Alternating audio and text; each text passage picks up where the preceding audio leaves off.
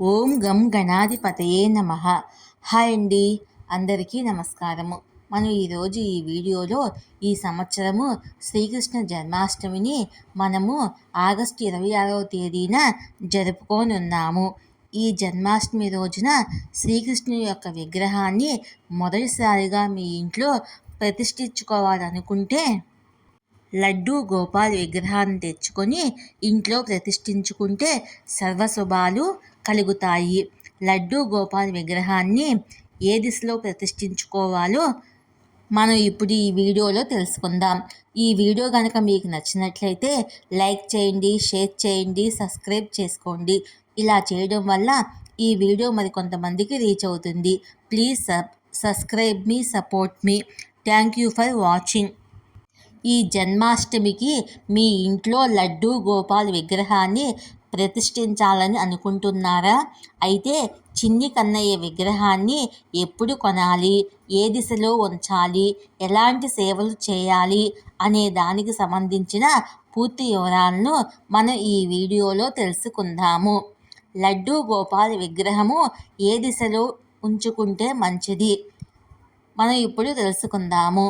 శ్రావణ మాసము బహుళపక్ష అష్టమి తిథి నాడు శ్రీకృష్ణుడు జన్మించాడని చెబుతారు.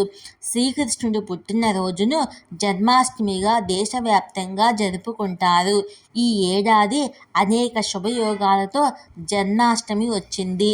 ద్వాపర యుగములో కృష్ణుడు జన్మించినప్పుడు ఎటువంటి యోగం ఉందో మళ్ళీ ఇప్పుడు అది పునరావృతం కాబోతుంది. ఈసారి అలాంటి ఎన్నో యోగాలు రూపుదిద్దుకుంటున్నాయి. అందులో మొదటిది రోహిణి నక్షత్రం. చాలా చోట్ల జన్మాష్టమి పండుగను 26 జరుపుకుంటారని, చాలా చోట్ల జన్మాష్టమిని ఆగస్టు 27 జరుపుకుంటున్నారు.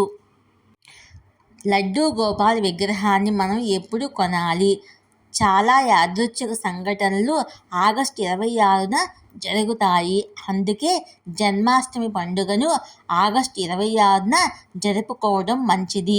మీరు జన్మాష్టమి పండుగను జరుపుకున్నట్లయితే మీ ఇంట్లో చిన్ని కన్నయ్య విగ్రహము లేకపోతే ఇప్పుడే తీసుకొని రావచ్చు. లడ్డూ గోపాల్ విగ్రహాన్ని ఇంట్లోకి తీసుకురావడానికి చాలా నియమాలు ఉన్నాయి. శ్రావణ మాసంలో ఏ రోజైనా విగ్రహం కొనుగోలు చేసేందుకు మంచి రోజుగా భావిస్తారు. మధుర్ నుంచి ఎవరైనా ఉయ్యాల్లో ఉన్న లడ్డూ గోపాల్ విగ్రహాన్ని తీసుకువస్తే మంచిది. అలాగే జన్మాష్టమి నాడు ఎవరైనా లడ్డూ గోపాల్ని ఇవ్వడం చాలా శ్రేయస్కరము. శ్రీకృష్ణుడి బాలరూపాన్నే లడ్డూ గోపాల్గా పిలుస్తారు. మీరు మొదటిసారిగా లడ్డూ గోపాల్ విగ్రహాన్ని ఇంటికి తెస్తున్నట్లయితే జన్మాష్టమి రోజు మంచిది. శ్రావణ మాసం అత్యంత పవిత్రమైంది. అందువల్ల ఈ మాసంలో ఏ రోజు అయినా తీసుకురావచ్చు. అలాగే ఈ విగ్రహాన్ని పెట్టే దిశ మీద ప్రత్యేక శ్రద్ధ వహించాలి. వాస్తు ప్రకారము ఈశాన్య దిశను దేవతల దిశగా పిలుస్తారు. ఈ దిశలో లడ్డూ గోపాల్ని ప్రతిష్ఠించడం చాలా శ్రేయస్కరము. అలాగే ఇంటి పూజా మందిరములోనూ పెట్టుకోవచ్చు. ఒక పీట వేసి దాని మీద విగ్రహాన్ని ప్రతిష్ఠించాలి. ఉయ్యాల్లో ఉన్న బాలగోపాలుడి విగ్రహం పెట్టడము శుభప్రదంగా భావిస్తారు. మీకు తోచిన విధంగా చిన్న చిన్న దుస్తులు, ఆభరణాలు, కిరీటం వంటి వాటితో అందంగా అలంకరించవచ్చు. క్రమం తప్పకుండా లడ్డూ గోపాల్ను పూజించాలి. స్వచ్ఛమైన పదార్థాలతో నైవేద్యం చేసి సమర్పించాలి. ఆ తర్వాత వాటిని ప్రసాదంగా స్వీకరించాలి.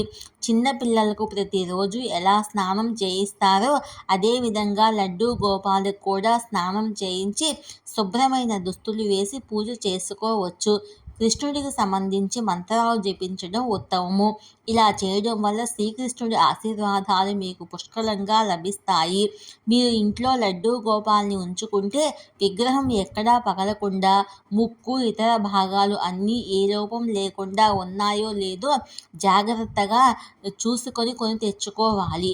వారి కోసం ఉయ్యాల, మంచం, కాలానుగుణ దుస్తులు, నెమలి కిరీటము, వేణువు, కిరీటం, దండ మొదలైనవి కొనండి. ఏ పిల్లలకు వడ్డిస్తారో అదే విధంగా ఇంట్లో లడ్డూ గోపాలకు వడ్డిస్తారు. వాటిని రోజుకు 4 సార్లు చిన్ని కృష్ణుడికి అందించండి. వారికి స్నానం చేయించడం, బట్టలు మార్చడం, ఎప్పుడూ దగ్గర ఉంచుకోవడం, రాత్రిపూట లాలిపాటలు పాడుతూ పడుకునేలా చేయడం వంటివి చేస్తే మంచిది. ఈ నియమాలన్నీ పాటిస్తే లడ్డూ గోపాల్ని ఇంట్లో ఉంచుకోవచ్చు. శ్రీకృష్ణ జన్మాష్టమి తేదీ, సమయము. శ్రీకృష్ణ జన్మాష్టమి ఎప్పుడు? ఆగస్టు 26 సోమవారము 2024. నిశిత పూజా సమయము మధ్యాహ్నం 12:01 నుండి 12:45 వరకు. అష్టమి తిథి ఆగస్టు 26 తెల్లవారుజామున 3:39 ప్రారంభమయ్యి ఆగస్టు 27 2:19 ముగుస్తుంది. రోహిణీ నక్షత్రం ప్రారంభము ఆగస్టు 26 3:55 ప్రారంభమయ్యి ఆగస్టు 27 3:38 ముగుస్తుంది. ఈ వీడియో కనుక మీకు నచ్చినట్లయితే లైక్ చేయండి, షేర్ చేయండి, సబ్స్క్రైబ్ చేయండి.